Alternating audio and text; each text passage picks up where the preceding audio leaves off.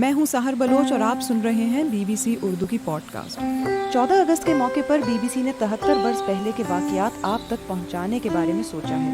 اسی بارے میں اس وقت کے 3 بڑے اخباروں میں شائع ہونے والی خبریں کیا تھیں، آئیے سنتے ہیں۔ اگر سب سے پہلے ایسٹرن ٹائمز کو دیکھا جائے تو اس وقت ایسٹرن ٹائمز میں شائع کی گئی خبر کے مطابق محمد علی جناح نے اسمبلی سے تقریباً 40 منٹ تک خطاب کیا۔ انہوں نے تقریر میں اخبار کے مطابق ایک موقع پر کہا کہ میں ابھی زیادہ ٹھوس باتیں نہیں کر سکتا، لیکن پھر بھی 1-2 باتیں ضرور کہوں گا۔ انہوں نے کہا کہ پاکستان کی ریاست میں آپ لوگ اپنے مندروں اور عبادت گاہوں میں جانے کے لیے آزاد ہیں۔ انہوں نے کہا کہ کسی بھی حکومت کا پہلا فرض امن و امان کا قیام ہے تاکہ لوگوں کی زندگی، مذہبی عقائد اور املاک ریاست ہر قیمت پر محفوظ رکھ سکے۔ آپ کا تعلق کسی بھی مذہب، ذات یا فرقے سے ہو، اس کا ریاست کے کام سے کوئی تعلق نہیں۔ ہم اس بنیادی اصول کے ساتھ شروعات کر رہے ہیں کہ ہم سب ایک ریاست کے شہری ہیں اور برابر شہری ہیں۔ ہمیں اپنے مقاصد سے نظر نہیں ہٹانی چاہیے، اور آپ دیکھیں گے کہ وقت کے ساتھ ساتھ ہندو نہیں رہیں گے اور مسلمان مذہبی طور پر نہیں، کیونکہ وہ ہر شخص کا ذاتی معاملہ ہے، بلکہ سیاسی طور پر ایک قوم کے شہری بن کر۔ ہندوستان ٹائمز کی اگر خبر کو دیکھا جائے تو اس میں کشمیر کے ریفرینڈم کے حوالے سے بات کی گئی تھی۔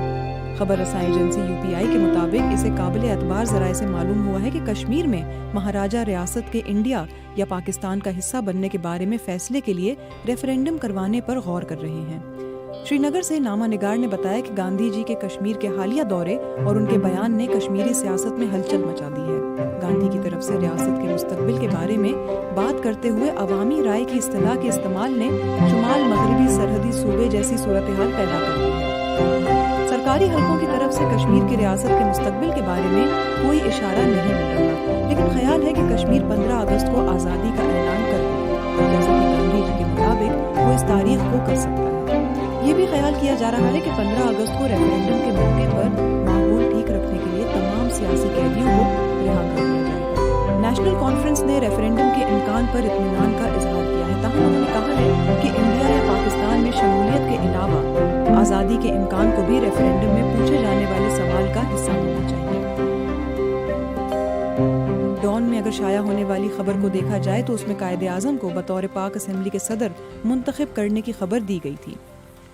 خبر کے مطابق پاکستان کا قومی پرچم منظور ہو گیا۔ یہ پرچم امن، آزادی اور سماجی انصاف کی علامت ہوگا۔ لیاقت علی خان کا یہ کوٹ اس میں شائع کیا گیا تھا۔ مشرقی پنجاب سے 5000 پناہ گزینوں کی لاہور آمد۔ ڈان اخبار کے مطابق یہ خبر سوموار کو لاہور سے شائع کی گئی تھی۔ گزشتہ 3 دنوں میں مشرقی پنجاب، خاص طور پر امرتسر سے 5000 سے زیادہ مہاجرین لاہور پہنچے ہیں۔ پنجاب میں مسلم لیگ نے لاہور کے مختلف نواحی علاقوں میں درجن سے زیادہ خصوصی کیمپ بنائے ہیں۔ ان میں سے ایک کیمپ والٹن ٹریننگ سکول میں قائم ہے۔ اس کیمپ میں 20,000 سے زائد افراد کے لیے بندوبست کیا گیا ہے۔ مسلم لیگ ریلیف کمیٹی کی سرپرستی میں لاہور میں امدادی فنڈ بھی شروع کیے گئے ہیں۔ اس کے علاوہ بہت سے طبی ماہرین نے مہاجرین کے لیے اپنی خدمات رضاکارانہ طور پر پیش کی ہیں۔ دوسری جانب کلکتہ کی صورتحال کے حوالے سے بھی خبر شائع کی گئی تھی، یہ بھی سوموار کو لگی تھی۔ کلکتہ میں ریلیف اینڈ ویلفیئر ایمبولینس کور کی طرف سے آج رات 8 بجے جاری ہونے والے بیان کے مطابق 10 افراد ہلاک اور 46 زخمی ہو گئے ہیں۔ دوسری جانب لیگ کونسل کے رکن کا تا دم مرگ بھوک ہڑتال کا اعلان بھی اخبار میں شائع کیا گیا۔ خبر کے مطابق آل انڈیا مسلم لیگ کی کونسل کے ایک رکن پروفیسر عبدالرحیم نے اعلان کیا ہے کہ وہ بدھ 13 اگست کی شام سے تا دم مرگ بھوک ہڑتال شروع کر دیں گے۔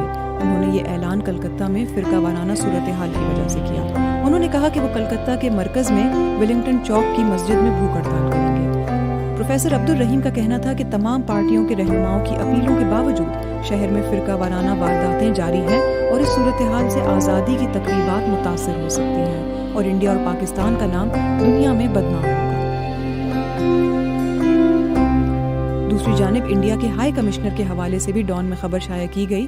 اس میں کہا گیا کہ انڈیا میں سرکاری اعلان کے مطابق شری پرکاش کو پاکستان میں انڈیا کا ہائی کمشنر نامزد کر دیا گیا ہے۔ وہ کل صبح دلی سے کراچی کے لیے روانہ ہوں گے۔ دوسری جانب اگر ایسٹرن ٹائمز کی خبر کو دیکھیں تو یہ لندن سے 8 اگست کو شائع کی گئی تھی۔ برطانیہ کی طرف سے انڈیا اور عراق کے ساتھ کرنسی کے معاہدے میں تاخیر کی سب سے بڑی وجہ تیزی سے کم ہوتے ہوئے ڈالر کے ریزروز ہیں۔ برطانوی مذاکرات کاروں کو اس مسئلے کے ساتھ ساتھ یہ بھی فکر ہے کہ کرنسی کے مزید معاہدوں کا اس وقت تک کوئی فائدہ نہیں جب تک یہ معلوم نہیں ہو جاتا کہ امریکہ اسٹرلنگ کو قابل تبادلہ رکھنے کے لیے وسائل فراہم کر سکتا ہے یا پھر کرنا بھی چاہتا ہے۔